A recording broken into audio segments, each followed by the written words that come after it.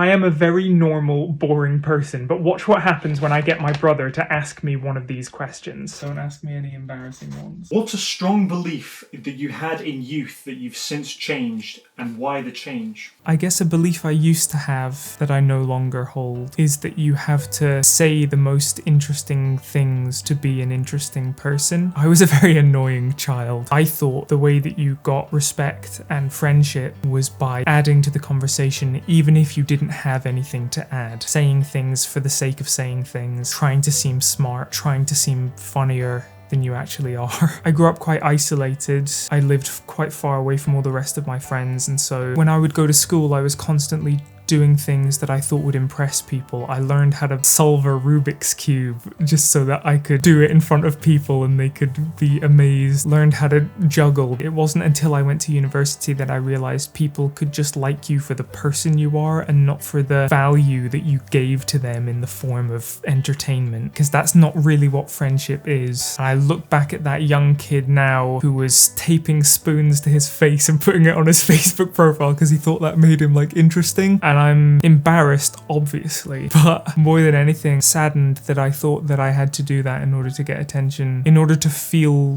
worthy of other people's attention. I made the conscious decision when I started university to talk less and listen more, and immediately discovered that people gravitated towards me. I often wish I was more confident. I do feel as though I've lost that a little from when I was younger, but at the same time, I'm happy that I'm not spending every moment around my friends ultimately pushing them away by trying to impress them, because you shouldn't be trying to impress your friends in order to continue being friends with them. When I was a kid, I believed that you had to put on a show,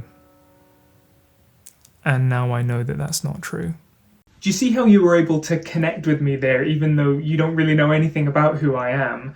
The people in your life have stories and insights just like this, your parents and your grandparents, and you should take the time to sit down and interview them on camera about their life stories. Capture all of these memories, all of these insights while you still can. This is what I did for my mum and for my dad and for my grandma, and it is the best decision I ever made in my life. If you would like to learn how to interview your loved ones on camera about their life story and join a free community of people from around the world who are doing the exact same thing, follow the link in my bio, where you can also download that free list of over 100 questions that you could ask your loved one when you interview them. This will be probably in the top 3 best things you ever do in your life.